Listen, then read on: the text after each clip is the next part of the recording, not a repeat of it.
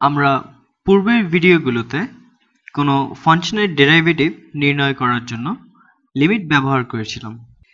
ডেরিভেটিভের সংজ্ঞাতেই লিমিটের ধারণা ব্যবহার করা হয়। ডেরিভেটিভ মানে হলো কোনো বিন্দুর সাপেক্ষে ঢাল নির্ণয়, এবং আমরা এজন্য আলোচ্য বিন্দুর নিকট থেকে নিকটতর বিন্দুগুলোর লিমিট নিয়ে থাকি, অতীতে যা আমরা বহুবার দেখেছি।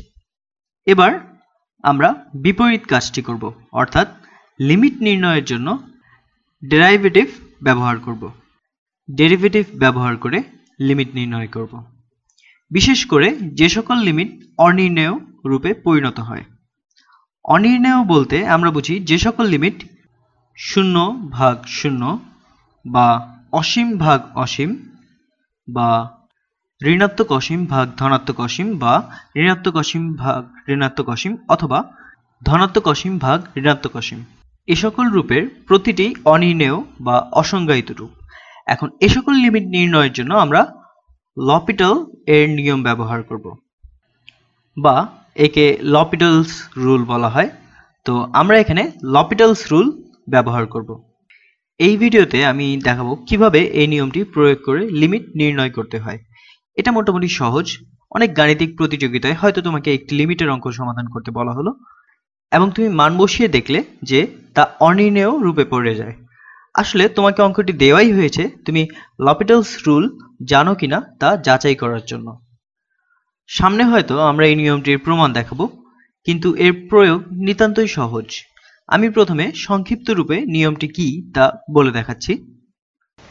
এখানে লপিটালস রুল আমাদের বলে যে যদি লিমিট যখন x c এর নিকটবর্তী হয় f of x এর জন্য এবং এর মান হয় 0, এবং লিমিট যখন x c এর নিকটবর্তী হয় g of x এর জন্য আর এর মানও হয় 0, এবং এখানে আরেকটা এবং লিমিট যখন x c এর নিকটবর্তী হয় f prime of x ভাগ g prime of x এর জন্য এবং এর মান সংজ্ঞায়িত হয় এবং তা l এর সমান হয়। এখানে উপরে বর্ণিত তিনটি শর্তই পূরণ করতে হবে এবং এটি 0/0 অর্থাৎ প্রথম রূপের জন্য প্রযোজ্য।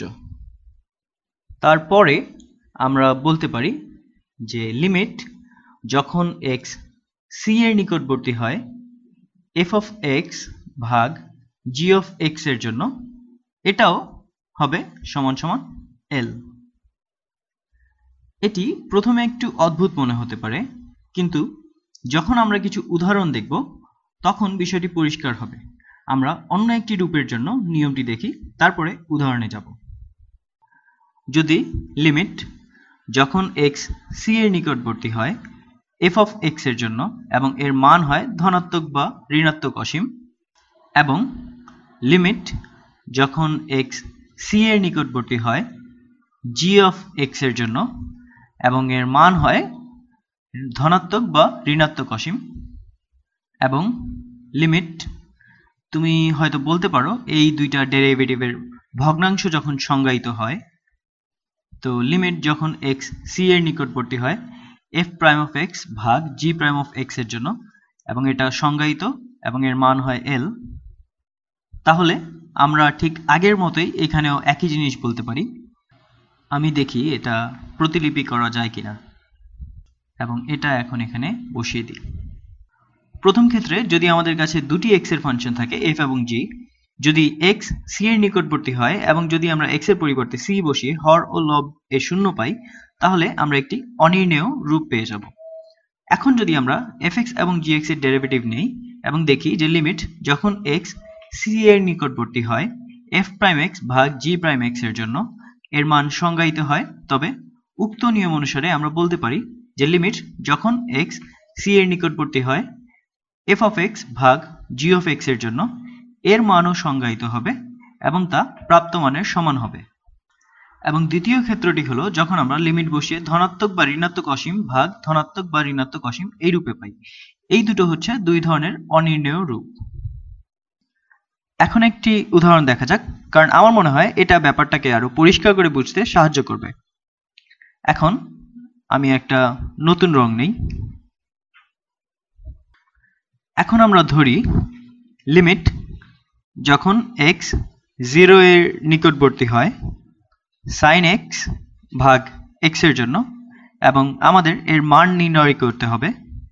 এখন যদি আমরা sin x এবং x এই দুটি x এর ফাংশনে x এর পরিবর্তে 0 বসাই, তবে আমরা 0 ভাগ 0 এই রূপটি পাবো, কেননা sin 0 সমান সমান 0, অর্থাৎ x যখন 0 এর নিকটবর্তী হয় sin x এর লিমিট হয় তখন 0। আর নিচেরটা তো বোঝাই যাচ্ছে যে x যখন 0 এর নিকটবর্তী হয় তো x এর লিমিটও হয় 0।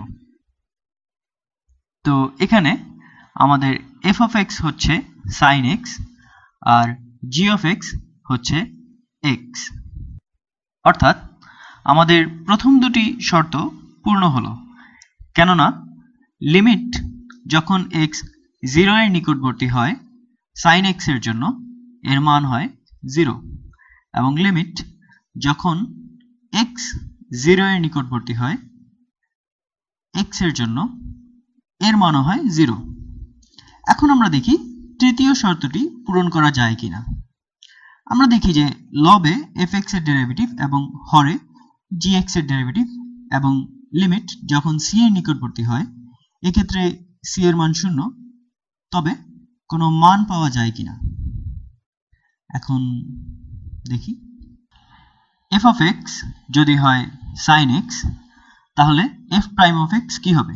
এটা তো খুবই সহজ, আমরা অনেকবার শিখেছি, এটা হবে cos x। এবং g of x যদি হয় x, তাহলে g prime of x কি হবে? এটা তো আরো অনেক বেশি সহজ, এটা হবে শুধুমাত্র 1। এখন আমরা তাহলে দেখি লিমিট যখন x 0 এর নিকটবর্তী হয় f prime of x ভাগ g prime of x এর জন্য, তার মানে আমরা আগে দুটি ফাংশনের ডেরিভেটিভ দিচ্ছি, তো এর মান কি হবে? আমরা পাবো লিমিট যখন x 0 এর নিকটবর্তী হয় cosine x ভাগ 1 এর জন্য। তো যখন x 0 হয় cosine x এর মান হয় 1, আর x এর মান যখন 0 হয় তখন 1 তো 1ই হয়, সো আমরা পুরোটার মান পাচ্ছি 1। তাহলে আমরা বলতে পারি যে লিমিট যখন x 0 এর নিকটবর্তী হয় f prime x ভাগ g prime x এর জন্য, তো এর মান নির্ণেয় এবং এটা হচ্ছে 1। তার মানে আমাদের সবগুলি শর্ত পূরণ হয়েছে।